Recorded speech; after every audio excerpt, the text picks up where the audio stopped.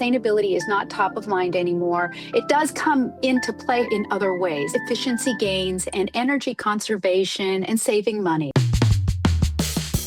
Hi, I'm Zena Harris, a founder and entrepreneur working in the entertainment industry for more than 10 years now. And I'm Mark Rabin, a two-time founder and innovator in the energy tech industry and spent the last decade powering films, events, and festivals with renewable energy. Hello, everyone, and welcome to The Tie-In. Today, we are here with Barbara Lange, founder and CEO of Kibo 121. As founder and CEO of Kibo 121, she advises organizations worldwide on integrating sustainability into technology strategies with a focus on measurable real-world impact. She is the co-founder of the Media Tech Sustainability Series and the driving force behind the Media Climate Accord, convening industry stakeholders to accelerate climate action. Barbara, welcome to The Tie-In. Hey, wow, thanks for having me. I'm really excited to be here. Looking forward to the conversation. Very Now, cool. Barbara, first, before we jump in, can you describe to us what media tech is? Oh, yeah. Well, so media doesn't happen without technology. And, we often think about production and the act of collecting the content, right, on set. That's what sort of is what we hear about. And, as consumers kind of can understand. But in order to get from that to a device that you're viewing this content on is all about technology. It doesn't work without technology. So it's not only some of the tech that's on set, especially if you're talking about virtual production and that technology, but mostly we're talking about everything that happens after production all the way to the consumer. So I often look at it in four buckets. There's the production phase. There's the digital factory stage, which is where a lot of manipulation happens. There's the distribution phase where the content gets sent somewhere over some line to the consumer. And then there's the consumption phase. And all of them have some level of media tech behind them to make it all work. Interesting. Well, you've got quite the career in media tech. So can you help us understand how you got into it and what that journey has been like? Yeah, I have a very circuitous journey, probably like many people. Let's see. I wanted to be a doctor. Anyway, yeah, I did. And then I still continued with my studies in chemistry. So I focused on a science topic and worked in industry for a bit. And was part of, the end of the 80s, business laying off. And so, and I wasn't really into the job anyway. I ended up in publishing and chemistry publishing in particular. So I was able to use my chemistry, but in a more, a more learned approach, and people were using at this point digitization of databases was just happening. And so I was part of that process and could see the systems that people were thinking about when they were transitioning from a print model to a digital model. That led me to academic publishing. And so I left my chemistry behind and I was really working in digital publishing and really helping organizations like the IEEE, believe it or not, work on developing these digital platforms. And that led to being part of an association. And I got recruited to be the executive director of SMPTE. I didn't know what SMPTE was. I had no idea I didn't know what SMPTE stood for. I did not know anybody in the industry. I knew nothing. And this is, just to be clear, this is the Society of Motion Picture and Television Engineers. Yes, a world-renowned organization. Well, I learned pretty quick what it is. And I stepped into a new domain, a completely new role. Never been, sort of the CEO of anything, right? So that was all new for me. But I really enjoyed learning and the camaraderie in the industry. It's a small enough industry; everybody kind of knows one another. And it is all about media technology and improving the consumer's experience, right? And to be surrounded by these engineers who always want to solve a problem and make things better. It was really a marvelous time. And getting, approaching COVID time now, I was 10 years in, I was thinking, it's probably good for me to move on and also for the organization. We got through COVID and I decided I wanted to step out on my own. And I like many, didn't quite know exactly what I was going to do, but I focused in on sustainability because I've been, sort of watching it as a consumer, the things that I do personally, but also just sort of thinking about, well, why isn't this industry doing more? Mhm. And so then I launched my business and stepped into it in 2022. So I'm 4.5 years in and I'm still cooking. Although things have evolved quite a bit in the last 4.5 years, which I can tell you Right. about too. Yeah, well, I mean, love to hear that. Yeah, because I mean, the velocity of technology, in media has, I mean, it increased exponentially. I mean, the fact that nobody has to go into studios anymore, even on a news front, it's interesting, right? Everybody you're able to patch into people's lives wherever they are around the world. I mean, it's incredible, and people are consuming content in a much different way. Obviously, accelerated by COVID. Yeah, I mean, maybe tell us a little bit more about what you're seeing and how it's evolved over the last 5 years. Yeah. Um, and COVID really accelerated a lot of things. So the good news, right? The good news is when I stepped in, it was sustainability was a topic that you heard about, but it wasn't pervasive. Zena, I'm sure, knows this too in terms of the work that you all have done. And but I got sort of luck has a lot to do with lots of journeys. And I got lucky that I knew a lot of people through the SMPTE connections. And I was invited to help lead NAB Sustainability Awards, which they convened in 2023. So I designed the program, I judged it or got people to judge. I managed the judging and also helped present. And that was great. 2023 was actually a really great year to come out. In 2022, I was learning, really getting my sea legs around the topic and specifically in the industry. And then in 2023, and NEB started and there was lots of activity, I have to say. And even in 2024, but then it sort of slowed down. We can't deny the impact of our government and the philosophies around that. It has totally changed how people look at things. So from a business perspective, sustainability is not top of mind anymore. It does come into play, however, in other ways like efficiency gains and energy conservation and saving money. So to my mind, that's okay if you don't want to call it sustainability, but you're doing these things to at the end of the day, we want you to reduce your energy consumption and your waste, right? Energy consumption and waste. Those are the primary things that I care about. And so if organizations are leveraging the cloud or they're leveraging remote production or they're leveraging the Olympics during COVID, perfect examples where commentators, presenters weren't sent on location. They were on in studios hundreds of thousands of miles back home from the events themselves. So those can all work. But what I'm challenging the industry to do is also to talk about these things because it's well enough to do them.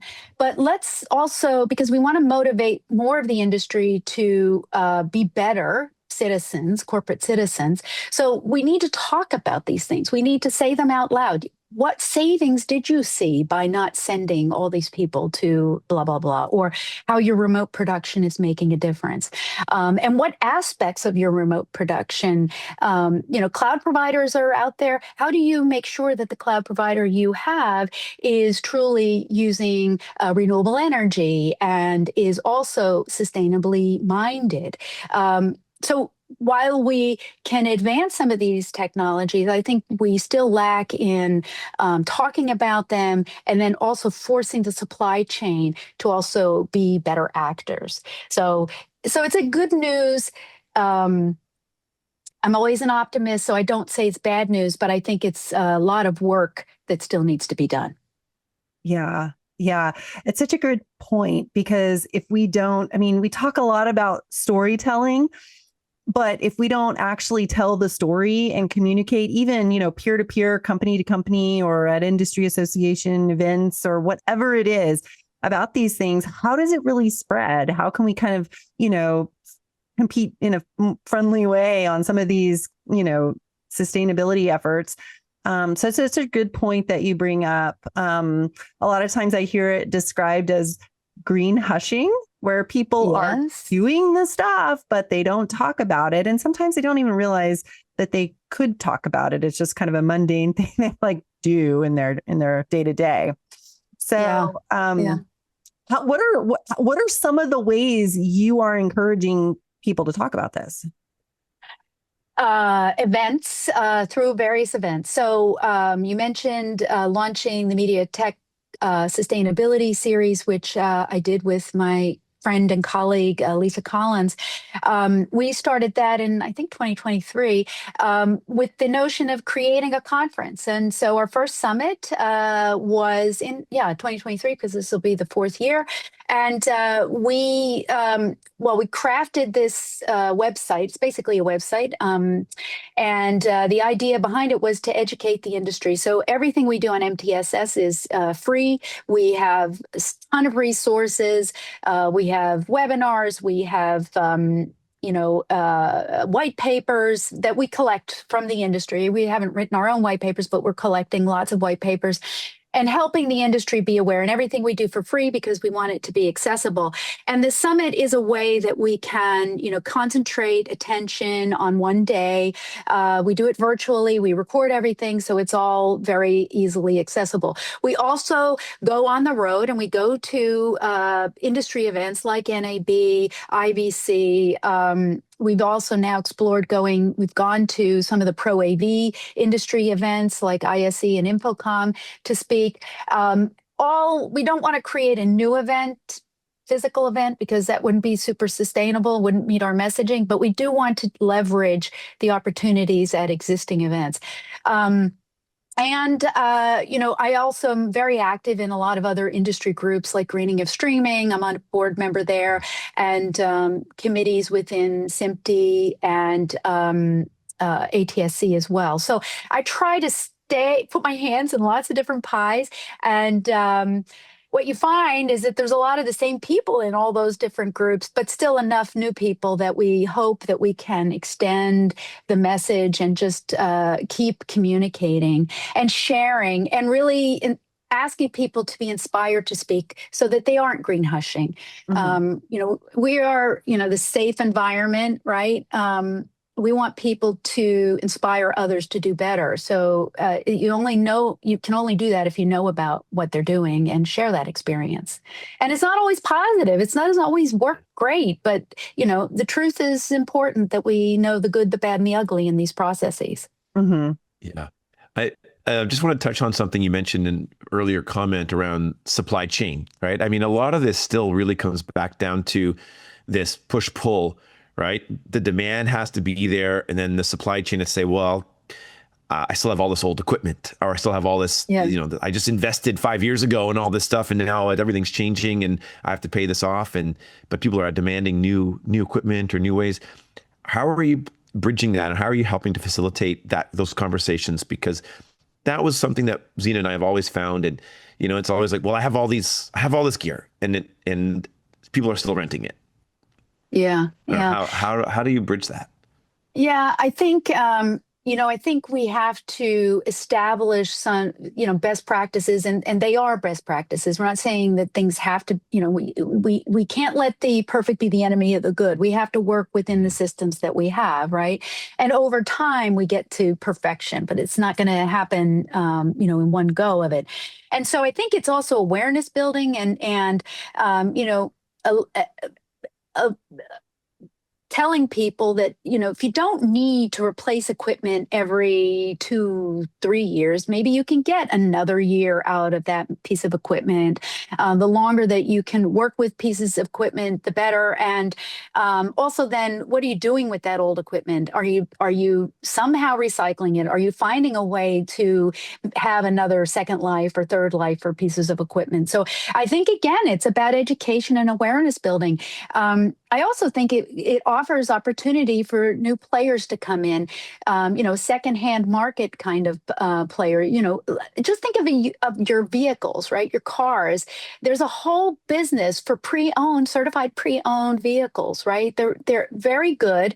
They have a few miles on them, but they're still and at a price point that works. So why can't we do that in this industry and avoid this constant, upgrading when you don't really need it?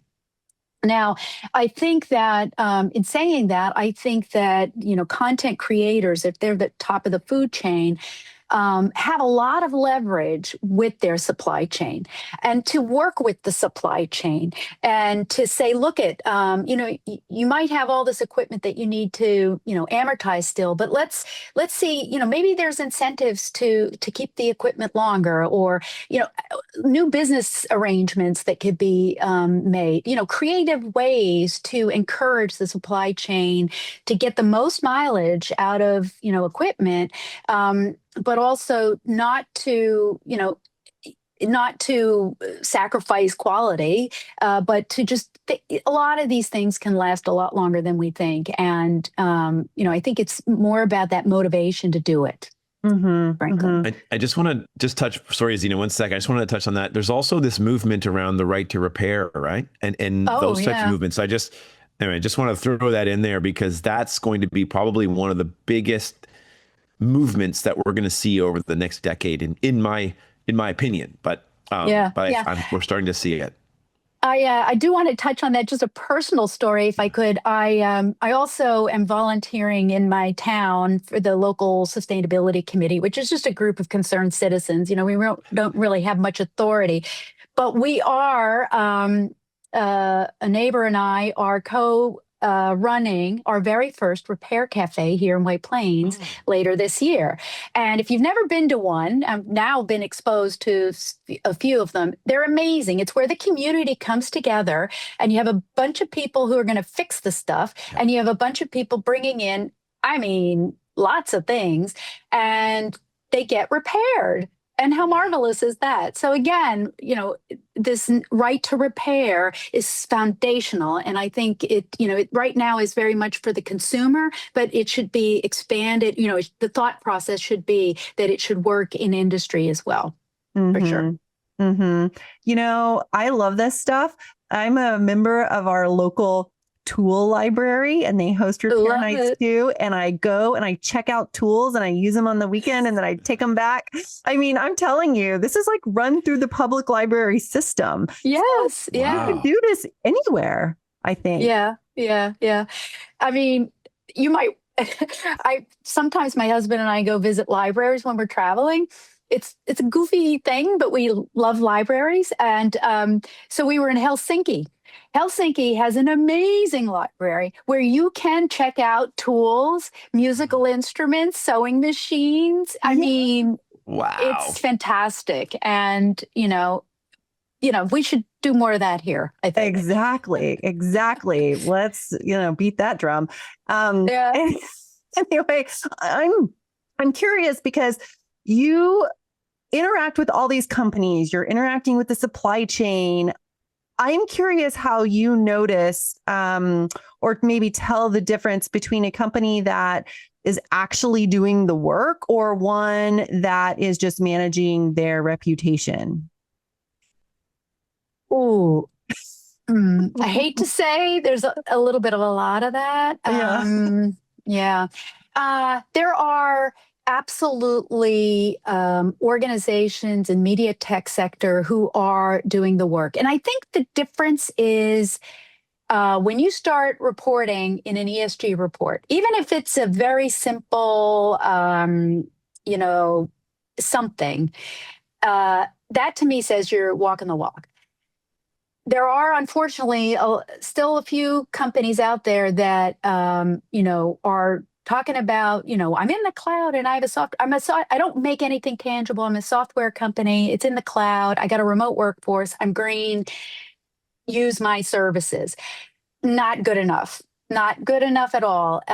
If you were to say that with some kind of even simple reporting, then that's a step in the right direction. But just to say that, unfortunately, to me, is greenwashing. And we do have a lot of that. And we do have a lot of people who don't say anything about anything, right? Mhm. That's the biggest pool. We have a bunch of people who say stuff but don't really have any validation. And then you do have a community of leaders, I would say, who are actively engaged and they do really good reporting. Some of whom even go to EcoVadis and CDP and other third-party validation services. And to me, we should shine lights on those organizations so they can be inspirations for the rest of the food chain. Mhm. But yeah, there's a lot of that, unfortunately, still. Yeah. Yeah. Well, I mean, if people in the supply chain are listening, like, here's an opportunity to, get your act together, find a company that inspires you, and copy the kind of reporting that they're doing. That's That's absolutely right. And we, on our MTSS website, we do collect a bunch of ESG reports. Again, they're all publicly available, so people can see what's being done. And the other point about this is, the workforce is the younger workforce. The Gen Zers who are coming into the workforce are very keen on climate change initiatives.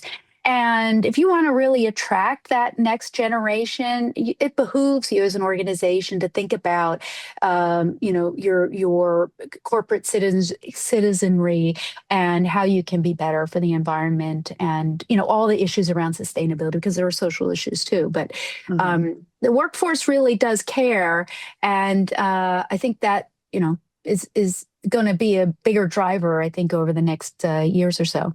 Mhm. Yeah, 100%. absolutely.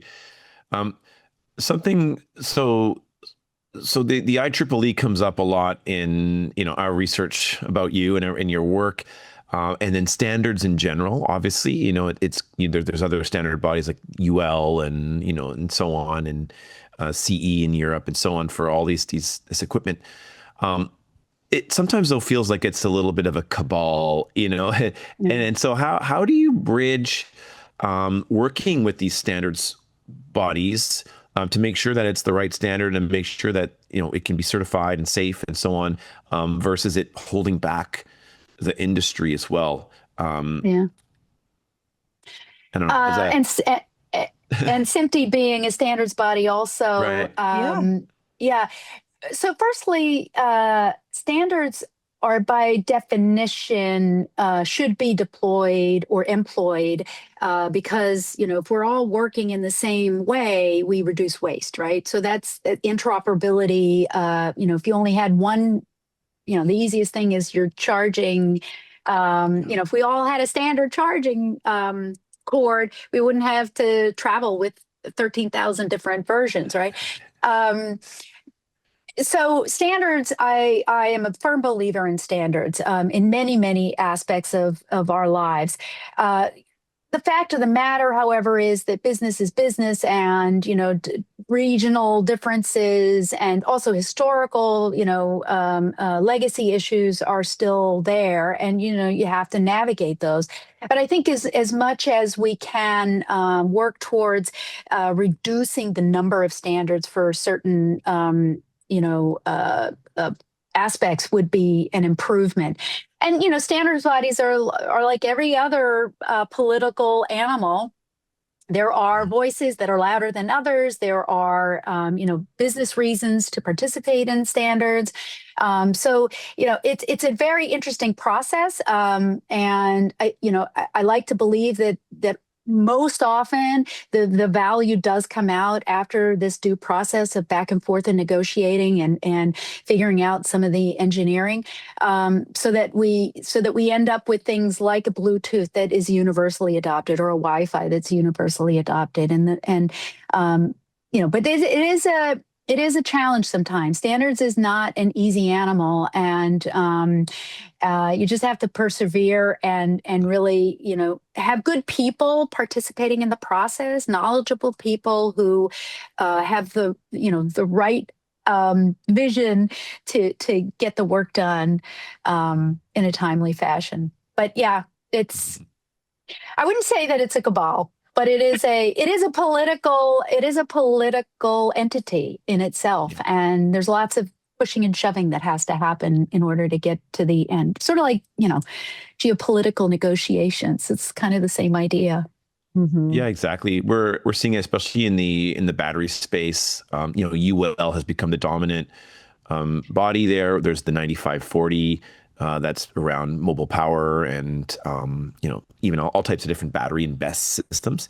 So yes, so I've been very hyper aware of that, and also like fire departments tend to be leading these things, or certain organizations latch on to a certification, and then the whole industry is being pushed in that direction. So it's been a fascinating thing to see that in the industry that I'm in. So that's part of it. Yeah. Yeah. No, I think standards, certifications can be also a little wonky, but standards, following the process of standardization, is fascinating. And for the most part, I would say 90% of the time it works pretty well. Always outliers where things may fall apart for the wrong reasons, but I would say that it's mostly a good process. It's been around for all these years, right? So it should be working. Mm-hmm. Yeah. Mm-hmm. So you've really made it a mission to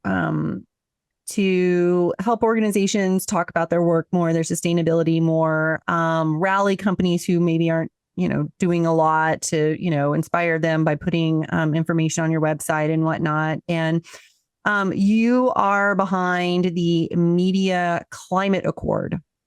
So this is convening competitors to, work together, agree on something. And I'm curious, how is that going? And how are these companies showing up and talking about their stuff? Yeah.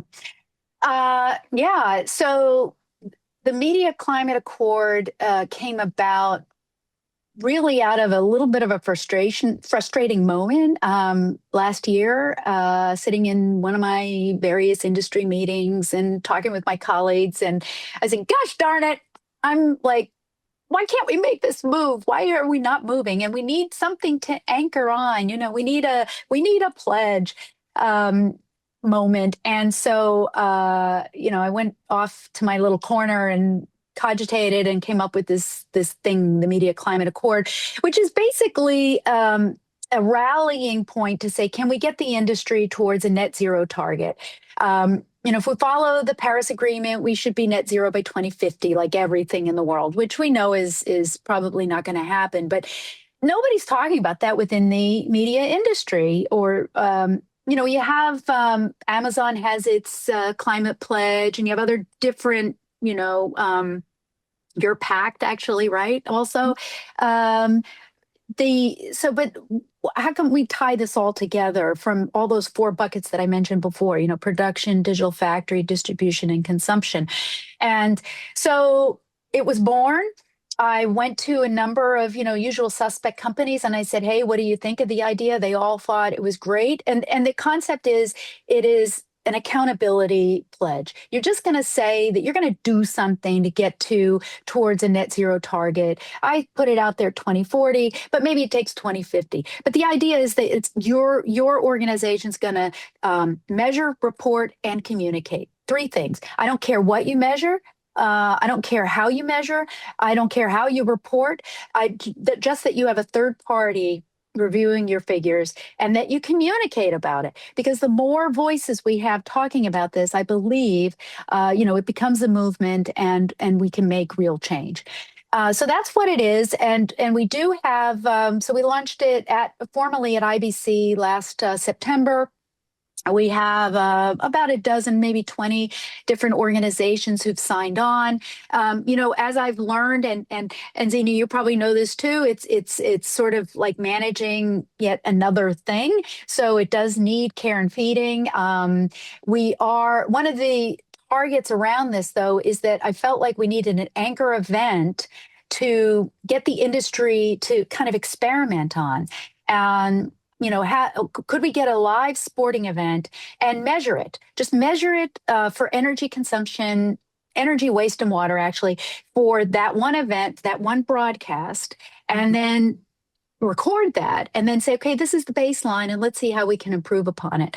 I had my eye on a big event and was quickly told maybe we should just start small. So our idea is that we would start with a broadcast in the UK for the English Premiership, and just measure one broadcast of one match, see what it takes to put that broadcast together in all those four buckets: production, digital factory, distribution, consumption, as much as we can, and then publish that and say, okay, this is the industry baseline. Because honestly, we don't have an industry baseline now. So if we don't measure, how can we improve, right? And so the idea is, could we create this sort of template and then invite broadcasters or content creators, I don't know what to call them anymore, to use that template and make improvements and talk about it again, and suddenly you have this movement and it becomes a thing. So that's my dream, and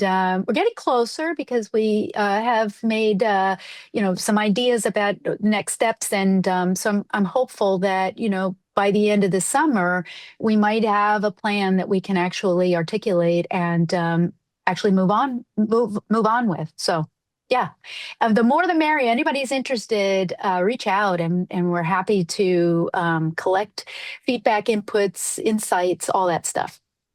Fantastic. What a great, it's just, I think all of this, the sustainability movement is, because people took initiative to do a thing. So, kudos for doing that. And trying to rally people and companies and, just keep the momentum.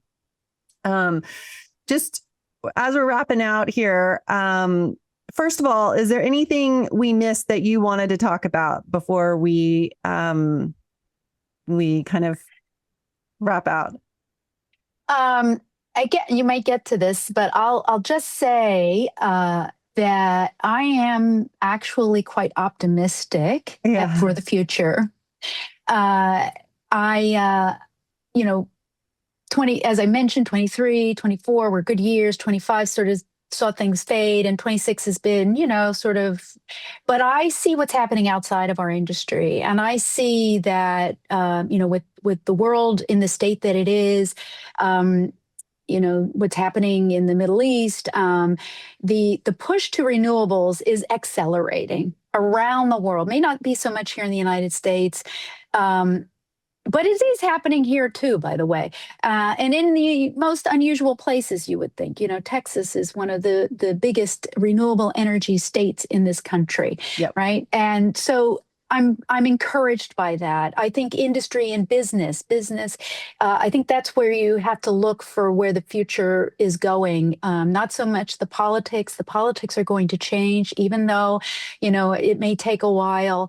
The future is towards renewable energy, and so I am really pretty optimistic about that. What challenges me is how to bring that optimism into this industry, and I'm not giving up, but it could be better. But as long as there is this light at the end of the tunnel in terms of sort of the outside world, I feel like we have a chance. So that's You're what I here. would say. I agree. And then one fun thing that we read in prepping for this. The name of your company, Kibo 121. Yeah. We researched that you summited Kilimanjaro. Yes. Tell us Yes. about that. And then you named your company after the peak. Yeah. So, thanks for asking that question. Yes, well, for my 40th birthday, I had this dream to climb Kilimanjaro. I don't know why. I'm not a big hiker, but I don't know. You dream. And my boyfriend at the time, my husband now, said, if you keep talking about it, you better get your act together and start planning it and doing it. And so he went with me and we did it. And I call it Kibo, but I've told Kibo is probably the proper pronunciation, but somehow I keep saying Kibo. But it is the active crater on top of Kilimanjaro.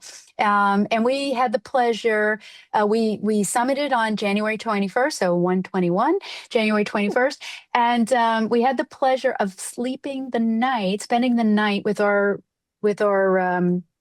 crew in the crater itself on the 21st, and then we took us 6 days to go up and 2 days to come down. It was an amazing experience. Yeah. Wow, how cool.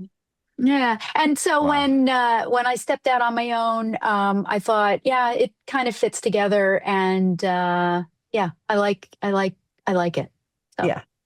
Very good. Very good. Okay. Well, tell us where we can find you online. Okay. So honestly, my best is LinkedIn. I'm on LinkedIn pretty actively. So if you search for me on LinkedIn, that's where you can find me. I do have a website at www.kibo121.io. And of course, the MTSS Media Tech Sustainability Series, mtssseries.org, is another place where you'll find me. But LinkedIn tends to be my sort of go-to social platform. I'm not Instagramming or Facebooking, unfortunately. I'm too old for that, I think. No worries. Well, very cool, Barbara. Thank you so much for joining us. Yeah, well, thank you so much for having me and for doing what you do in keeping this podcast, the momentum around it. We need all these accelerants, and this is a great opportunity to continue that conversation. So thanks for having me. Hey, everybody. Thank you so much for listening. We'd love for you to like, subscribe, and share. We do this because we love doing it. We believe in what we're doing, and we believe in the amazing guests that we have. So please share this with a friend and a colleague and spread the word. Our designer is Aaliyah Kane. Music is by Peter Chapman. Social media is by Sharon Ewan. Our editor and producer is Rachel Werbel.